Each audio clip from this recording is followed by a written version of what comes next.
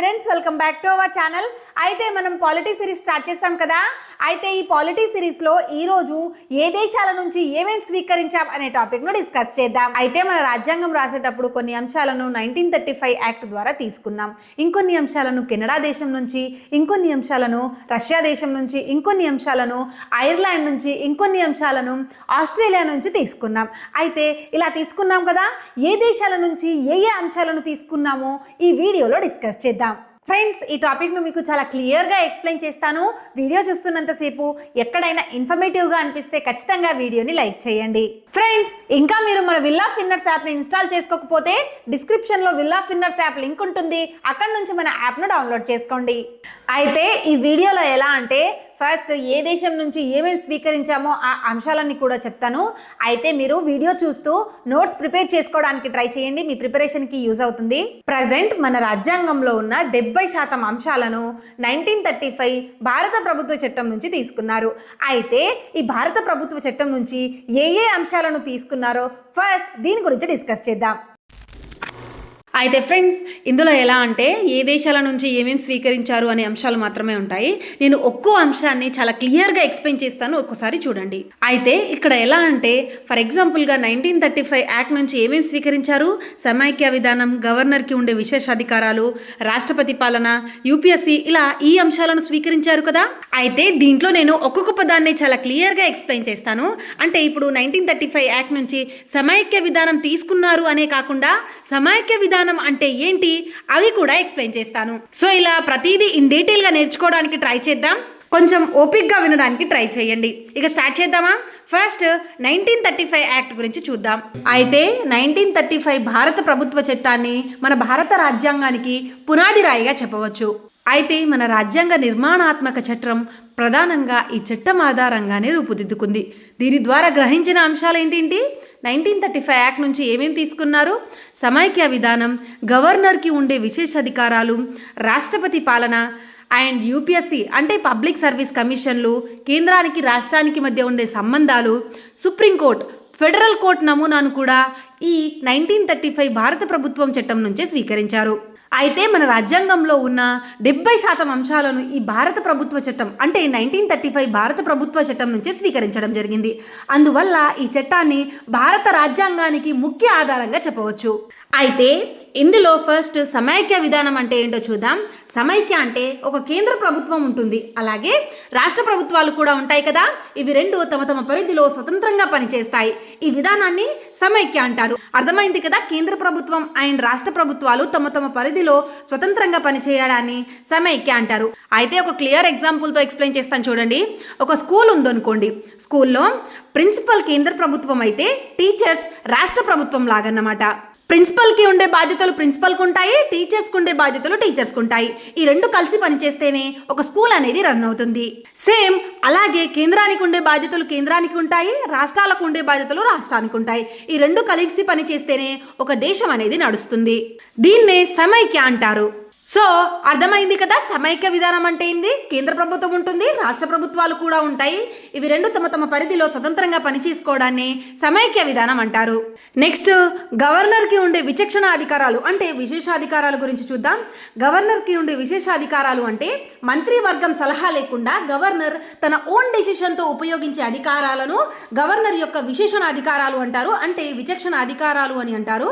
అయితే అర్థమైంది కదా, గవర్నర్ విచక్షణ అధికారం అంటే ఏంటి? గవర్నర్ ఎవరి యొక్క సలహాలు అంటే మంత్రివర్గం యొక్క సలహాలు లేకుండా తన ఓన్ డెసిషన్తో తీసుకునే నిర్ణయాలను గవర్నర్ యొక్క విచక్షణ అధికారాలు అని అంటారు. అయితే గవర్నర్ ఏ టైంలో తన విచక్షణ అధికారాలను ఉపయోగిస్తాడో ఒకసారి చెప్తాను చూడండి. అయితే ఫస్ట్ ఒక బిల్లును రాష్ట్రపతికి పంపినప్పుడు, ఇంకొకటి ఎన్నికల తర్వాత ఏ పార్టీకి మెజార్టీ రాకపోతే గవర్నర్ తన విచక్షణ అధికారాలతో ముఖ్యమంత్రిని నియమిస్తారు. అర్థమైంది కదా, ఏ పార్టీకి మెజార్టీ రానప్పుడు గవర్నర్ తన విశేష అధికారాలతో ముఖ్యమంత్రిని నియమిస్తారు.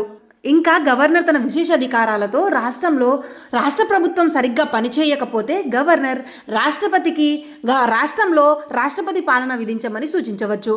సో అర్థమైంది కదా గవర్నర్ యొక్క విచక్షణ అధికారాల గురించి. నెక్స్ట్ రాష్ట్రపతి పాలన గురించి చూడండి. అయితే ఈ రాష్ట్రపతి పాలన గురించి ఆర్టికల్ 356లో ఉంటుంది. అయితే ఇక్కడ రాష్ట్రపతి పాలన ఏంటో చెప్తాను చూడండి.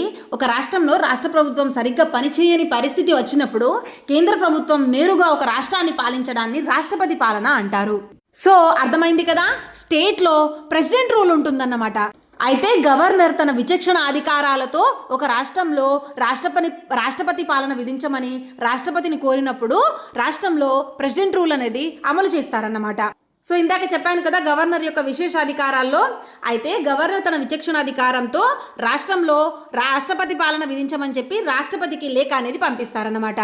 అర్థమైంది కదా, రాష్ట్రపతి పాలన అంటే రాష్ట్రంలో సరిగ్గా పాలన జరిగినప్పుడు రాష్ట్రపతియే వచ్చి పాలించడాన్ని రాష్ట్రపతి పాలన అంటారు. నెక్స్ట్ యూపీఎస్సీ అంటే ఏంటో చెప్తాను చూడండి. Union public service commission. అయితే ఈ కమిషన్ని కూడా భారత ప్రభుత్వ చట్టం నుంచి 1935 భారత ప్రభుత్వ చట్టం నుంచి స్వీకరించారు. నెక్స్ట్ కేంద్ర రాష్ట్ర సంబంధాలు అంటే ఏంటో క్లియర్గా చెప్తాను చూడండి.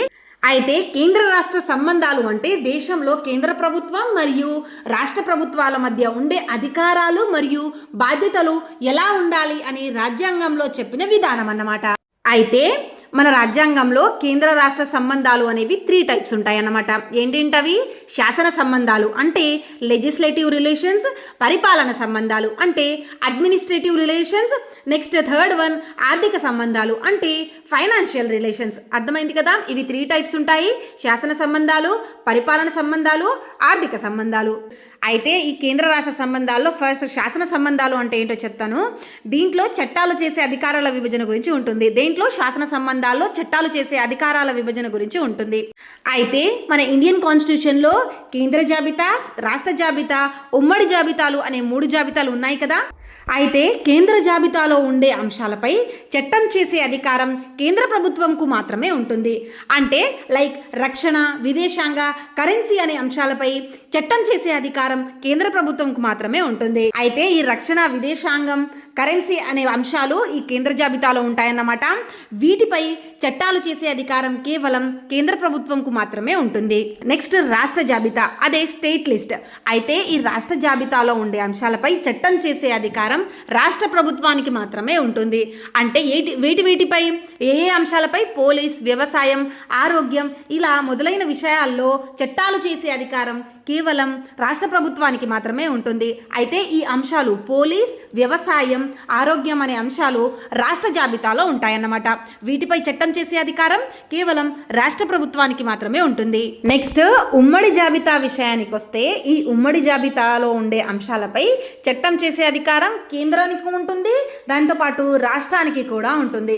కానీ ఏదైనా ఒక విషయంపై కేంద్రానికి, రాష్ట్రానికి చట్టాల మధ్య తేడా అనేది వస్తే మాత్రం కేంద్రం యొక్క చట్టమే నెగ్గుతుందన్నమాట. అర్థమైంది కదా, కేంద్రం చేసే చట్టానికి, రాష్ట్రం చేసే చట్టానికి తేడా ఉంటే మాత్రం కేంద్రం చట్టమే అమలులో ఉంటుంది. సో ఇది శాసన సంబంధాలు అన్నమాట. ఇంకా పరిపాలన సంబంధాలు అంటే లెజిస్లేటివ్ రిలేషన్స్ విషయానికి వస్తే, పాలన ఎలా చేయాలి అనేది మొత్తం దీంట్లో ఉంటుందన్నమాట. అర్థమైంది కదా, పరిపాలన సంబంధాలు అంటే ఎలా పరిపాలించాలి, ఎలా పాలించాలి అనే విషయాలు దీంట్లో ఉంటాయన్నమాట. నెక్స్ట్ ఆర్థిక సంబంధాలు అంటే డబ్బు అంటే మనీ ఇంకా ట్యాక్సెస్ గురించి దీంట్లో ఉంటుందన్నమాట. కొన్ని ట్యాక్సెస్ కేంద్ర ప్రభుత్వం వసూలు చేస్తుంది, ఇంకొన్ని ట్యాక్సెస్ రాష్ట్ర ప్రభుత్వాలు వసూలు చేస్తాయి. సో ఇలా ఈజీగా గుర్తుపెట్టుకోండి. ఏంటి? కేంద్ర రాష్ట్ర సంబంధాలు అనేవి 3 టైప్స్ ఉంటాయి. ఏంటింటవి? శాసన సంబంధాలు, పరిపాలన సంబంధాలు, ఆర్థిక సంబంధాలు అన్నమాట. నెక్స్ట్ ఏముంది? సుప్రీంకోర్టు అన్నమాట. సుప్రీంకోర్టు అంటే ఏంటో మీ అందరికీ తెలుసు. 1935 యాక్ట్ నుంచి ఈ అంశాలను స్వీకరించామన్నమాట. నెక్స్ట్ బ్రిటన్ నుంచి ఏమేమి స్వీకరించారో చూద్దాం. అయితే ఈ బ్రిటన్ నుంచి చాలా అంశాలే స్వీకరించామన్నమాట. నేను దీన్ని 3 టైప్స్గా డివైడ్ చేశాను. ఏంటంటే ప్రభుత్వ విధానం, చట్టం అండ్ న్యాయ వ్యవస్థ, నిర్మాణం అండ్ పదవులు. అయితే దీంట్లో ప్రభుత్వం విధానానికి వస్తే పార్లమెంటరీ తరహా విధానం అనేది ప్రభుత్వ విధానం కిందికి వస్తుంది. సో ఈ బ్రిటన్ దేశం నుంచి ఏమేమి స్వీకరించాం? పార్లమెంటరీ తరహా విధానం, క్యాబినెట్ తరహా పరిపాలన, ఏక పౌరసత్వం. ఈ అంశాలు బ్రిటన్ దేశం నుంచి స్వీకరించాం. చట్టం అండ్ న్యాయ వ్యవస్థ విషయానికి వస్తే దీని నుంచి ఏమేమి స్వీకరించాం? సమన్యాయ పాలన అంటే చట్టం ముందు అందరూ సమానులు అనే భావనను, ఏకీకృత సమగ్రత న్యాయ వ్యవస్థ, రిట్లను జారీ చేసే విధానాన్ని కూడా బ్రిటన్ దేశం నుంచి స్వీకరించాం. నెక్స్ట్ పదవుల విషయానికి వస్తే ఏ పదవులను స్వీకరించాం? Speaker, deputy speaker, attorney general, కేంద్రంలో కాగ్ అనే పదవులను దీని నుంచే స్వీకరించామన్నమాట. ఈ బ్రిటన్ దేశం నుంచే స్వీకరించాం. నెక్స్ట్ సభా హక్కులు అనే టాపిక్ను కూడా బ్రిటన్ దేశం నుంచే స్వీకరించాం. అయితే దీంట్లో పార్లమెంటరీ తరహా విధానం అంటే ఏంటో చెప్తాను చూడండి. పార్లమెంటరీ విధానం అంటే కార్యనిర్వాహక శాఖ శాసనసభకు బాధ్యత వహించే విధానం అన్నమాట. సింపుల్గా చెప్పాలంటే రాష్ట్రపతి నామమాత్రపు అధికారి అవుతారు. రాష్ట్రపతి పాలన ఎలా నిర్వహిస్తారు? మంత్రిమండలి అంటే ప్రధాని మంత్రిమండలి సలహా మేరకు రాష్ట్రపతి తన పాలన అనేది నిర్వహిస్తారన్నమాట. సో రియల్ పవర్స్ అనేవి ఎవరి దగ్గర ఉంటాయి? ప్రధాని మంత్రిమండలి దగ్గర ఉంటాయి. సో దీన్నే పార్లమెంటరీ తరహా విధానం అని అంటారు. అయితే మన ఇండియాలో ఇదే అమలులో ఉంది. మన ఇండియాలో పార్లమెంటరీ తరహా విధానమే జరుగుతుందన్నమాట. అర్థమైంది కదా? రాష్ట్రపతి నామమాత్రపు అధికారి అయితే మెయిన్ పవర్స్ ఎవరి దగ్గర ఉంటాయి? ప్రధానమంత్రి మంత్రిమండలి దగ్గర ఉంటాయి. కానీ పాలన మాత్రం రాష్ట్రపతి పేరు మీదుగా జరుగుతుంది. దీన్నే పార్లమెంటరీ తరహా విధానం అంటారు. నెక్స్ట్ క్యాబినెట్ తరహా విధానం అంటే ఏంటో చెప్తాను చూడండి. అయితే క్యాబినెట్ తరహా విధానం అంటే ప్రధానమంత్రి నాయకత్వంలో ఉన్న మంత్రివర్గం దేశ పాలనను నిర్వహించే విధానం అన్నమాట. సో ఇందాకే చెప్పాను కదా పార్లమెంటరీ తరహా విధానంలో. అయితే ఈ క్యాబినెట్ తరహా విధానం అనేది పార్లమెంటరీ తరహా విధానంలో భాగం అన్నమాట. సో దీంట్లో నేను మెయిన్ టాపిక్స్ ఎక్స్ప్లెయిన్ చేస్తాను. ఏమేమి అయిపోయాయి? పార్లమెంటరీ తరహా విధానం అయిపోయింది, క్యాబినెట్ తరహా విధానం అయిపోయింది. నెక్స్ట్ ఏక పౌరసత్వం అంటే మన ఇండియాలో ఒకే ఒక పౌరసత్వం ఉంటుంది, దాన్ని ఏక పౌరసత్వం అంటారు. అమెరికా రాష్ట్రంలో ద్వంద్వ పౌరసత్వం ఉంటుంది, కానీ మన ఇండియాలో ఏక పౌరసత్వం ఉంటుంది. నెక్స్ట్ ఇందులో రిట్స్ అంటే ఏంటో చెప్తాను చూడండి. అయితే ఈ రిట్లు జారీ చేసే విధానాన్ని కూడా మనం బ్రిటన్ దేశం నుంచి స్వీకరించాం. ఇక్కడ రిట్స్ అంటే ఆదేశం ఇవ్వడం, అంటే ఆర్డర్స్ ఇవ్వడం అన్నమాట. అయితే ఆర్టికల్ 32 సుప్రీంకోర్టు జారీ చేసే రిట్ల గురించి చెప్తుంది. ఆర్టికల్ 226 హైకోర్టు జారీ చేసే రిట్ల గురించి చెప్తుంది. ఈ రిట్లు 5 టైప్స్ అన్నమాట. Habeas corpus, mandamus, prohibition, certiorari and quo warranto. So 5 రకాల రిట్లు అనేవి ఉంటాయన్నమాట. సో రిట్ల గురించి అయిపోయింది కదా. Next attorney general and CAG గురించి చెప్తాను చూడండి. ఫ్రెండ్స్, నేను చెప్తున్నప్పుడు మీకు అర్థమవుతుంది అనిపిస్తే ఖచ్చితంగా వీడియోని లైక్ చేయండి. మీరు చేసే ఒక్కో లైక్ నాకు కొంచెం మోటివేటివ్గా ఉంటుంది. వీలైతే మీకు మన వీడియోస్ ఎలా అనిపిస్తున్నాయో కామెంట్స్ రూపంలో చెప్పండి. సో కొంతమంది ఇంట్రోవర్ట్స్ ఉంటారు కదా, కామెంట్ చేయడానికి ఇష్టపడరు. మీకు మన వీడియో ఇన్ఫర్మేటివ్గా అనిపిస్తే ఖచ్చితంగా లైక్ చేయడానికి ట్రై చేయండి. ఇక మనం టాపిక్లోకి వెళ్తే నెక్స్ట్ అటార్నీ జనరల్ గురించి చెప్తాను చూడండి. సో అటార్నీ జనరల్ అంటే భారతదేశానికి అంటే మన భారత ప్రభుత్వానికి ప్రధాన న్యాయ సలహాదారుడు అన్నమాట. కేంద్ర ప్రభుత్వంలో అత్యున్నత న్యాయాధికారి అటార్నీ జనరల్ అవుతారు. అయితే అటార్నీ జనరల్ గురించి తెలిపే ఆర్టికల్ 76 అన్నమాట. అర్థమైంది కదా? అటార్నీ జనరల్ గురించి ఏ ఆర్టికల్లో ఉంటుంది? ఆర్టికల్ 76లో ఉంటుంది. అయితే అటార్నీ జనరల్ను ఎవరు నియమిస్తారు? అటార్నీ జనరల్ను ప్రెసిడెంట్ గారు నియమిస్తారు. అర్థమైంది కదా? కేంద్ర ప్రభుత్వానికి న్యాయ విషయాల్లో ప్రధాన సలహాలు ఇచ్చే న్యాయాధికారియే అటార్నీ జనరల్. Next CAG. కేంద్రంలో కాగ్ అన్నమాట. కాగ్ అంటే కంప్ట్రోలర్ అండ్ ఆడిటర్ జనరల్. అయితే కాగ్ ప్రభుత్వ ఖర్చులను పరిశీలించే అత్యున్నత ఆడిట్ అధికారి అన్నమాట. అర్థమైంది కదా? కేంద్రంలో ప్రభుత్వ ఖర్చులను పరిశీలించే అత్యున్నత ఆడిట్ అధికారి. కేంద్రం మరియు రాష్ట్ర ప్రభుత్వాలు ఖర్చు చేసిన డబ్బును తనిఖీ చేసే అధికారినే కాగ్ అంటారు. సో కాగ్ని కూడా ప్రెసిడెంట్ గారే నియమిస్తారు. అయితే ఈ కాగ్ గురించి ఆర్టికల్ 148లో ఉంటుంది. సో అర్థమైంది కదా? ఈ అంశాలను మనం బ్రిటన్ దేశం నుంచి స్వీకరించాం. నెక్స్ట్ అమెరికా నుంచి ఏమేమి స్వీకరించామో చూద్దాం. సో అమెరికా నుంచి కూడా చాలా అంశాలనే స్వీకరించారు. సో వాటిని కూడా నేను 3 టైప్స్గా డివైడ్ చేశాను. పౌరుల రక్షణ, స్వతంత్ర న్యాయ వ్యవస్థ, అత్యున్నత పదవులు అండ్ వ్యవస్థగా డివైడ్ చేశాను. ఫస్ట్ అమెరికా నుంచి పౌరుల రక్షణకు సంబంధించి ఏమేమి స్వీకరించాము? ప్రాథమిక హక్కులు, ప్రవేశిక, చట్టం మూలంగా సమాన రక్షణ అనే అంశాలను స్వీకరించాం. నెక్స్ట్ స్వతంత్ర న్యాయ వ్యవస్థ నుంచి న్యాయ సమీక్ష, సుప్రీంకోర్టు, హైకోర్టు న్యాయమూర్తుల తొలగింపు విధానాన్ని అమెరికా నుంచి స్వీకరించాం. నెక్స్ట్ అత్యున్నత పదవులు. సో దీంట్లో రాష్ట్రపతి అభిశంస మహాభియోగ తీర్మానం, రాష్ట్రపతి పదవి అంటే రాజ్యసభకు ఎక్స్ అఫీషియో చైర్మన్గా ఉంటారు కదా, సో దాన్ని రాష్ట్రపతి త్రివిధ దళాల అధిపతిగా ఉండడం, దృఢ మరియు లిఖిత రాజ్యాంగం, రాజ్యాంగ సవరణ ప్రక్రియలో రాష్ట్రాలు పాల్గొనడం అనే విషయాలను అమెరికా నుంచి స్వీకరించాం. సో దీంట్లో ఫస్ట్ ప్రాథమిక హక్కులు అంటే ఏంటి? సో ప్రాథమిక హక్కులు అంటే మీకు ఆల్మోస్ట్ అందరికీ తెలుసు. ప్రతి మనిషికి రాజ్యాంగం ఇచ్చిన కొన్ని ముఖ్యమైన హక్కులు అన్నమాట. అయితే ఈ హక్కులు అనేవి ఒక వ్యక్తి స్వేచ్ఛగా స్వతంత్రంగా జీవించడానికి అవసరం అన్నమాట. అయితే మొదట్లో ఈ ప్రాథమిక హక్కులు 7 ఉండేవి, కానీ ప్రజెంట్ 6 ప్రాథమిక హక్కులు ఉన్నాయి. దీంట్లో నుంచి ఆస్తి హక్కును తొలగించేశారన్నమాట. అయితే ప్రజెంట్ ఉన్న ఆ 6 ప్రాథమిక హక్కులేంటి? సమానత్వపు హక్కు, స్వేచ్ఛా హక్కు, పీడనాన్ని నిరోధించే హక్కు, మత స్వేచ్ఛ హక్కు, సాంస్కృతిక విద్యా హక్కు అండ్ లాస్ట్ వన్ రాజ్యాంగ పరిహారపు హక్కు. సో ఇదన్నమాట ప్రాథమిక హక్కుల గురించి. నెక్స్ట్ ప్రవేశిక. సో ప్రవేశిక అంటే ఏంటి? రాజ్యాంగం యొక్క లక్ష్యాలు మరియు ఆదర్శాలను తెలిపే ముందు మాట అన్నమాట. ప్రవేశికలో ఉండే ప్రధాన అంశాలు ఏంటి? సర్వసత్తాక, సామ్యవాద, లౌకిక, ప్రజాస్వామ్య అండ్ గణతంత్ర. ఈ ఆర్డర్లో ఉండాలన్నమాట. నెక్స్ట్ స్వతంత్ర న్యాయ వ్యవస్థలో న్యాయ సమీక్ష అంటే ఏంటో చెప్తాను చూడండి.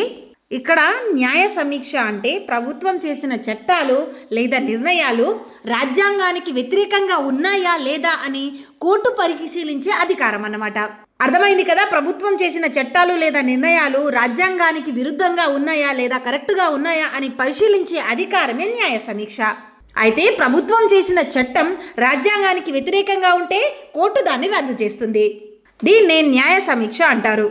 అండ్ నెక్స్ట్ సుప్రీంకోర్టు, హైకోర్టు న్యాయమూర్తుల తొలగింపు విధానాన్ని కూడా అమెరికా దేశం నుంచి స్వీకరించాం. అయితే సుప్రీంకోర్టు, హైకోర్టు న్యాయమూర్తులను ఎలాంటి విషయాల్లో తొలగిస్తారు? న్యాయమూర్తిలో ఏమైనా మిస్బిహేవియర్ లేదా అసమర్థత లాంటి విషయాల్లో ఈ న్యాయమూర్తులను తొలగిస్తారన్నమాట. అయితే ఈ తొలగించే తీర్మానాన్ని లోక్సభ ఆర్ రాజ్యసభ దేంట్లోనైనా ప్రవేశపెట్టవచ్చు. కానీ పార్లమెంట్ దీన్ని ప్రత్యేక మెజార్టీతో ఆమోదించాలి. ఆమోదించిన దాన్ని రాష్ట్రపతికి పంపితే రాష్ట్రపతి న్యాయమూర్తులను తొలగించేస్తారు.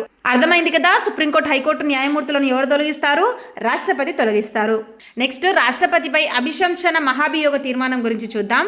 అయితే ఈ మహాభియోగ తీర్మానం అంటే రాష్ట్రపతి రాజ్యాంగాన్ని ఉల్లంఘిస్తే పార్లమెంటు ద్వారా అతన్ని పదవి నుంచి తొలగించే ప్రాసెస్ను ఈ మహాభియోగ తీర్మానం అని అంటారన్నమాట.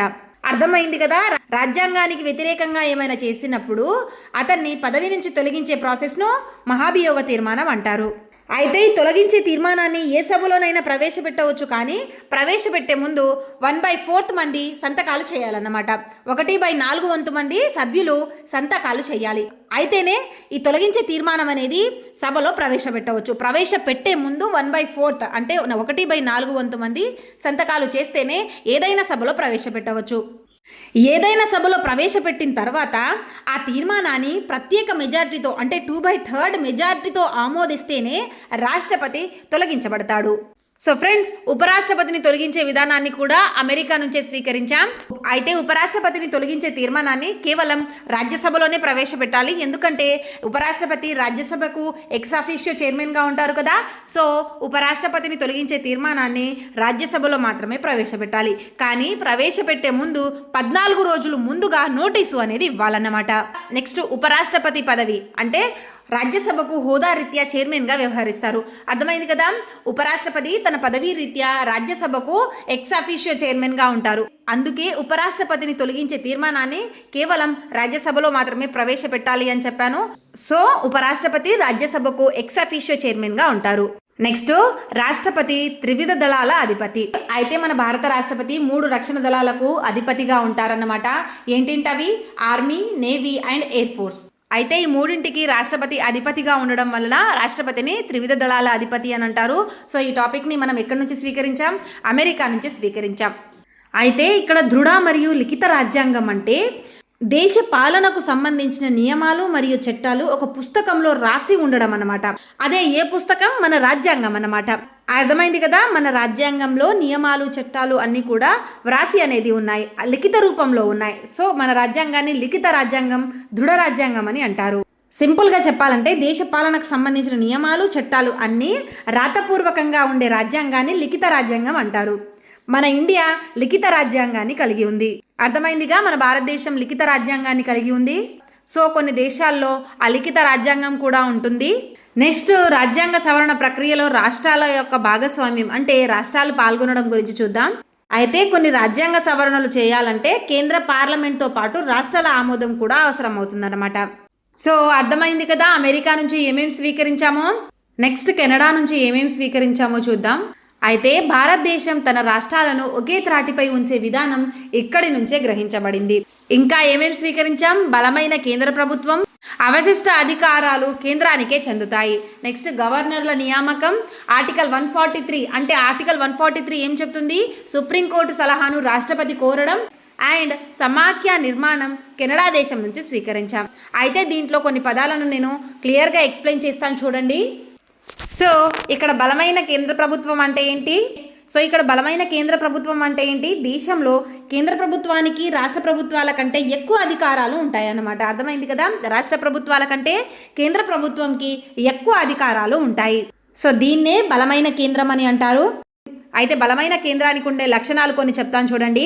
మన పార్లమెంట్ ఆఫ్ ఇండియాకి ఎక్కువ శాసనాధికారాలు ఉన్నాయి. ఇంకా కేంద్ర జాబితాలో చాలా ముఖ్యమైన విషయాలు ఉంటాయన్నమాట. లైక్ రక్షణ, విదేశాంగ, కరెన్సీ లాంటి అంశాలు ఈ కేంద్ర జాబితాలు అంటే సెంట్రల్ హ్యాండిల్ చేసే కేంద్ర జాబితాలోనే ఉంటాయన్నమాట. ఇంకా అత్యవసర పరిస్థితుల్లో కూడా కేంద్రం రాష్ట్రాలపై ఎక్కువ నియంత్రణ చేస్తుందన్నమాట. ఇవి బలమైన కేంద్రానికి ఉదాహరణగా చెప్పవచ్చు. నెక్స్ట్, అవశిష్ట అధికారాలు అంటే ఏంటి, అవి కేంద్రానికి ఎందుకుంటాయి అనేది చెప్తాను చూడండి. అయితే అవశిష్ట అధికారాలు అంటే మనకు 3 ఉంటాయి కదా, కేంద్ర జాబితా, రాష్ట్ర జాబితా, ఉమ్మడి జాబితా అని. అయితే ఈ మూడింట్లో కూడా లేని అంశాలను అవశిష్ట అధికారాలు అంటారు. ఈ అవశిష్ట అధికారాలు ఎవరికి చెందుతాయి? కేంద్రానికే చెందుతాయి. ఈజీగా చెప్తాను చూడండి. 3 జాబితాల్లో లేని కొత్త విషయాలపై చట్టాలు చేసే అధికారాన్నే అవశిష్ట అధికారాలు అంటారు. నెక్స్ట్, గవర్నర్ల యొక్క నియామకం గురించి చూద్దాం. రాష్ట్రంలో గవర్నర్లను రాష్ట్రపతి అంటే ప్రెసిడెంట్ ఆఫ్ ఇండియా నియమిస్తారన్నమాట. ఏ ఆర్టికల్ ప్రకారం నియమిస్తారు? ఆర్టికల్ 155 ప్రకారం గవర్నర్లను రాష్ట్రపతి గారు నియమిస్తారు.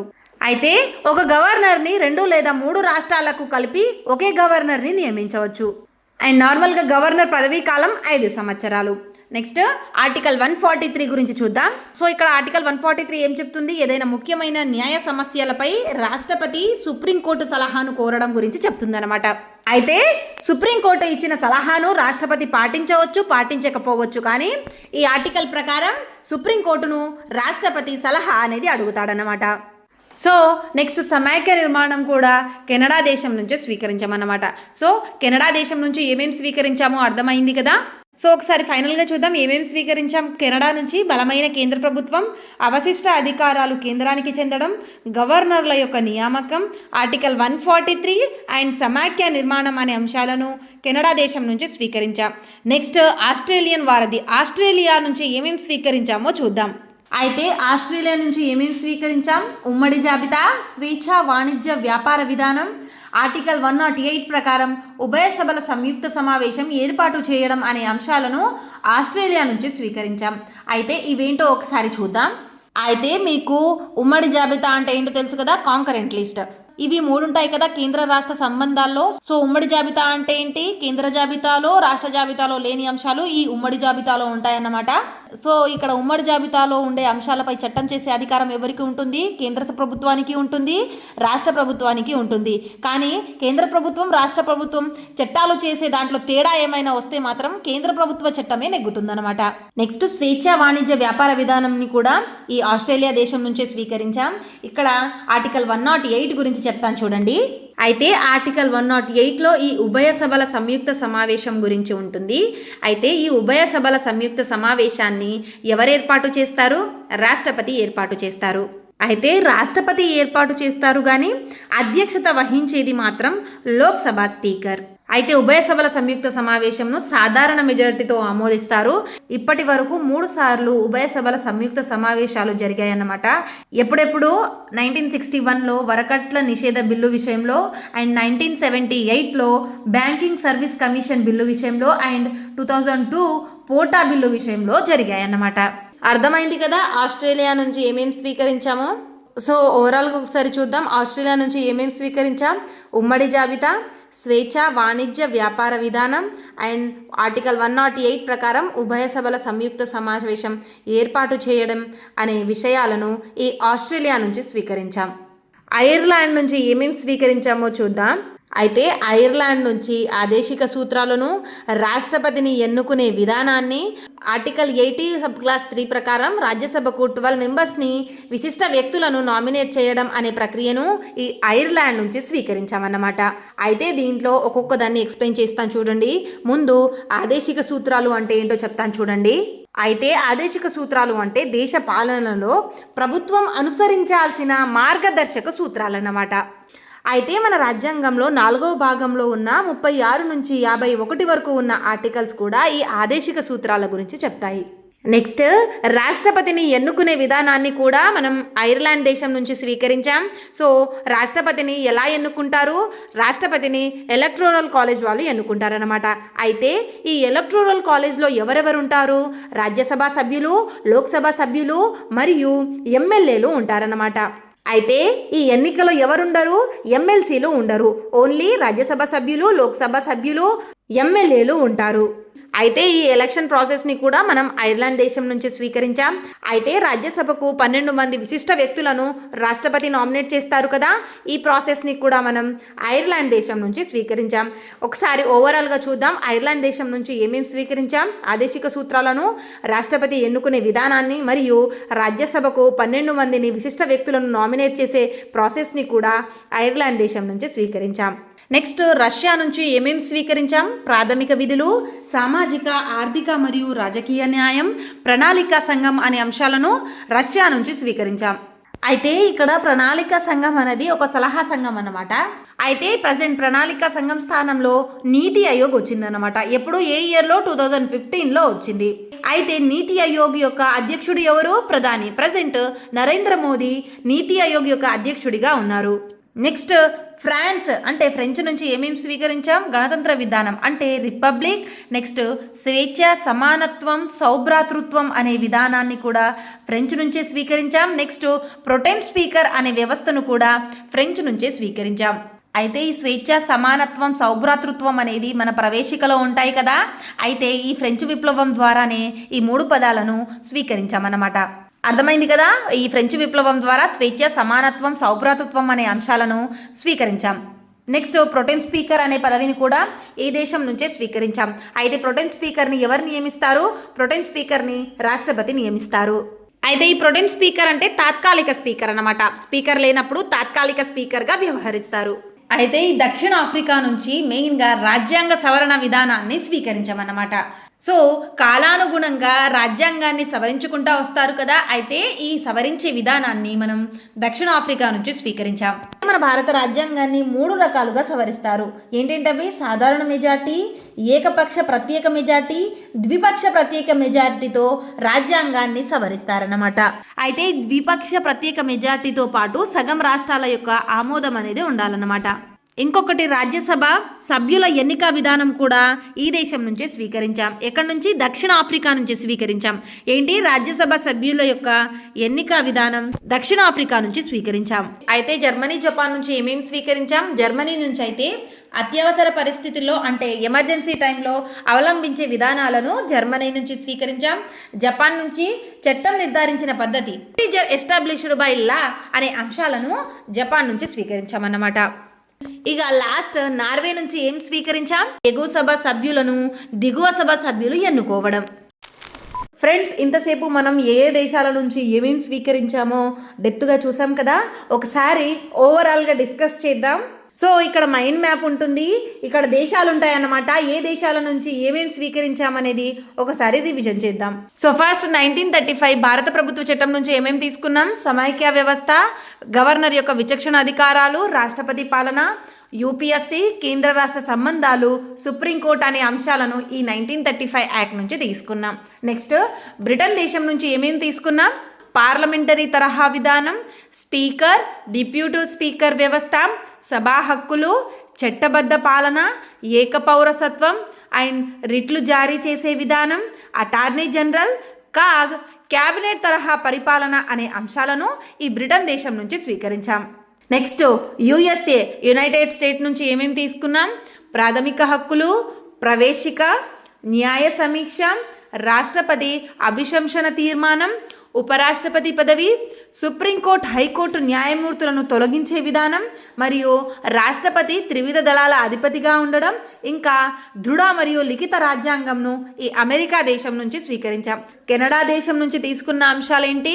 గవర్నర్ యొక్క నియామకం, బలమైన కేంద్రం, అవశిష్ట అధికారాలు కేంద్రానికి ఉండడం, ఇంకొకటి సుప్రీంకోర్టు సలహాను రాష్ట్రపతి కోరడం. ఏ ఆర్టికల్ ప్రకారం? ఆర్టికల్ 143 ప్రకారం సుప్రీంకోర్టు సలహాను రాష్ట్రపతి కోరడం అనే అంశాలను కెనడా దేశం నుంచి స్వీకరించాం. నెక్స్ట్ రష్యా నుంచి ఏమేమి స్వీకరించాం? ప్రాథమిక విధులు, సాంఘిక, ఆర్థిక, రాజకీయ న్యాయం, ప్రణాళికా సంఘం అనే అంశాలను రష్యా నుంచి స్వీకరించాం. ఇక్కడ ప్రణాళికా సంఘం అంటే నీతి ఆయోగ్. నెక్స్ట్ ఐర్లాండ్ నుంచి ఏమేమి స్వీకరించాం? ఆదేశిక సూత్రాలు, రాష్ట్రపతి ఎన్నిక విధానం మరియు రాష్ట్రపతి రాజ్యసభకు 12 మంది విశిష్ట వ్యక్తులను నామినేట్ చేసే ప్రాసెస్ని కూడా ఐర్లాండ్ దేశం నుంచి స్వీకరించాం. నెక్స్ట్ ఫ్రాన్స్ నుంచి ఏమేమి స్వీకరించాం? గణతంత్ర విధానం, స్వేచ్ఛ, సమానత్వం, సౌభ్రాతృత్వం. ప్రవేశికలో ఉంటాయి కదా స్వేచ్ఛ, సమానత్వం, సౌభ్రాతృత్వం అనే అంశాలను ఫ్రాన్స్ నుంచి స్వీకరించాం. నెక్స్ట్ దక్షిణాఫ్రికా నుంచి ఏమేమి స్వీకరించాం? రాజ్యసభ సభ్యుల యొక్క ఎన్నిక విధానంను ఇంకా రాజ్యాంగ సవరణ విధానంను ఈ దేశం నుంచి స్వీకరించాం. ఆస్ట్రేలియా నుంచి ఉమ్మడి జాబితా మరియు స్వేచ్ఛ వాణిజ్య వ్యాపార విధానం మరియు ఉభయ సభల సంయుక్త సమావేశాలను ఆస్ట్రేలియా నుంచి స్వీకరించాం. ఉభయ సభల సంయుక్త సమావేశం గురించి ఏ ఆర్టికల్లో ఉంటుంది? ఆర్టికల్ 108లో ఉంటుంది. జపాన్ నుంచి తీసుకున్న అంశాలు చూడండి. అయితే జపాన్ నుంచి చట్టం నిర్ధారించిన పద్ధతి గురించి జపాన్ నుంచి స్వీకరించాం. జర్మనీ నుంచి అత్యవసర పరిస్థితుల్లో హక్కుల యొక్క రద్దు గురించి జర్మనీ నుంచి స్వీకరించాం. అండ్ నార్వే నుంచి ఎగువ సభ సభ్యులను దిగువ సభ సభ్యులు ఎన్నుకోవడం అనే అంశాన్ని నార్వే నుంచి స్వీకరించాం. సో ఇది ఫ్రెండ్స్ ఈరోజు వీడియో. ఈ వీడియోను మీరు ఎండ్ వరకు చూసారంటే మీరు ఖచ్చితంగా సీరియస్ ఆస్పిరెంటే అయి ఉంటారు. ఈ వీడియో మీకు ఇన్ఫర్మేటివ్గా అనిపిస్తే ఖచ్చితంగా వీడియోని లైక్ చేయండి. డిస్క్రిప్షన్లో మన will of winners app link ఉంటుంది. అక్కడ నుంచి మన విల్ ఆఫ్ విన్నర్స్ యాప్ను ఇన్స్టాల్ చేసుకోండి. మన యాప్లో ప్రతి ఒక్క కంటెంట్ చాలా తక్కువ ప్రైస్కే అందిస్తున్నాం. ఒకసారి మన విల్ ఆఫ్ విన్నర్స్ యాప్ని ఇన్స్టాల్ చేసుకొని ఫ్రీ క్లాసెస్ వినండి. అర్థమవుతుంది అనిపిస్తేనే కోర్సు పర్చేస్ చేయండి.